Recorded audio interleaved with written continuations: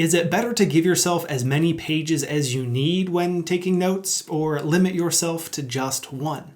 That's the question we're going to explore today.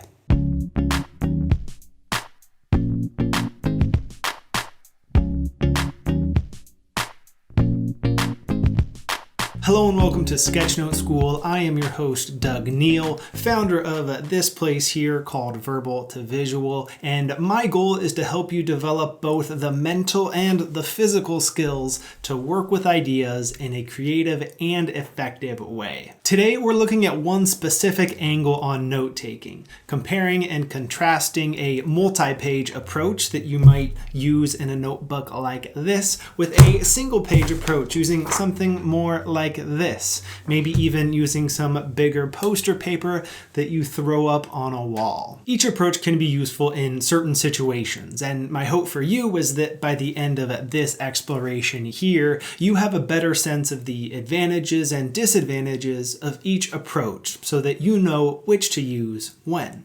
Let's get into it.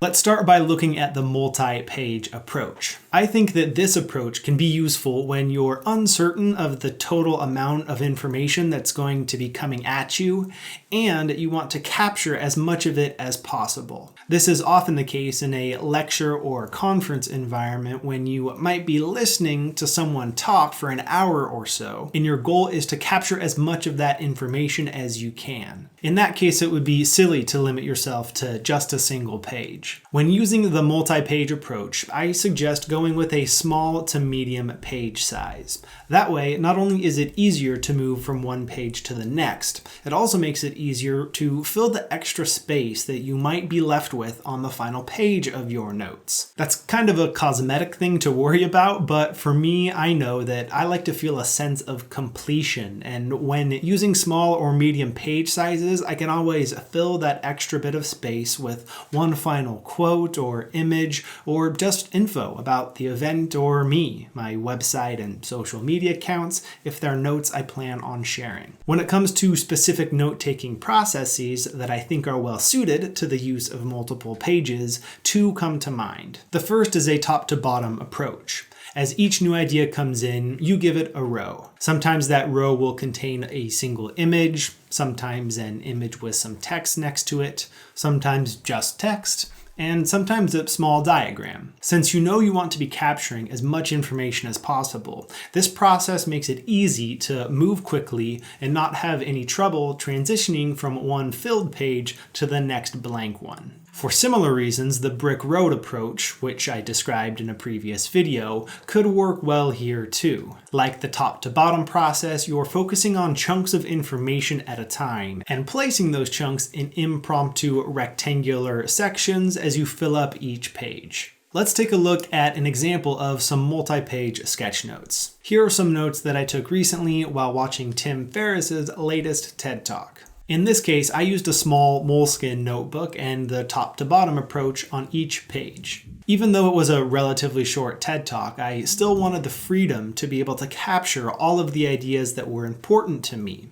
And since I had no clue about the structure of the talk beforehand, this multi-page approach made the most sense. Let's now move from multiple pages to a single page and note the differences that we find.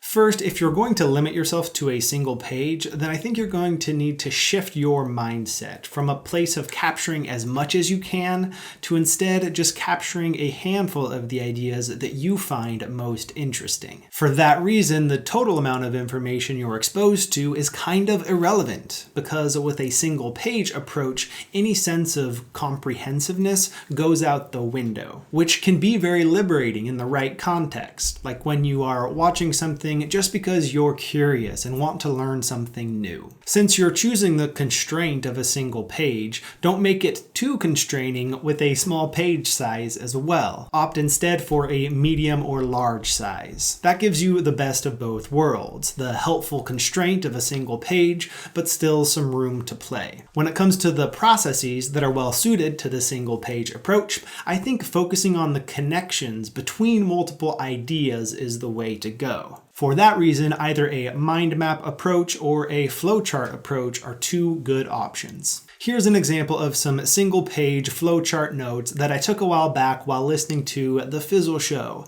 my favorite podcast on the subject of independent entrepreneurship. This was an hour-long show, and my goal was not to capture everything, just what I found to be the most interesting and useful. I can remember enjoying the slow pace of filling this page throughout that hour while focusing more on the connections between the ideas that were coming up, as opposed to the minute details of any single idea.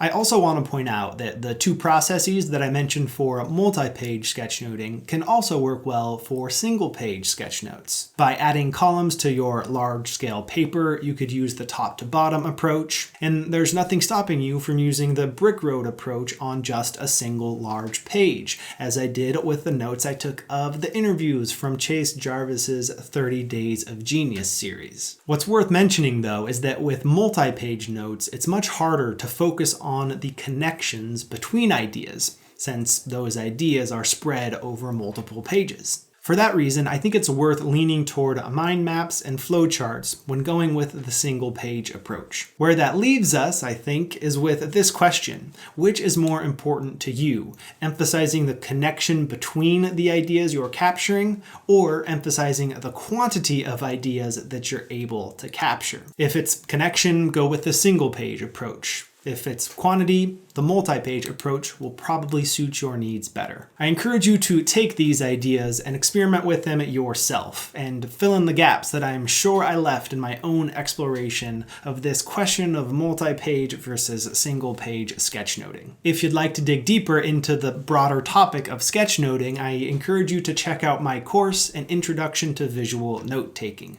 which will give you a great overview and a solid foundation. And if you're an instructor, check out sketchnoting in the classroom. I've got some new and exciting resources in development there. Thank you so much for watching, and I'll see you next time.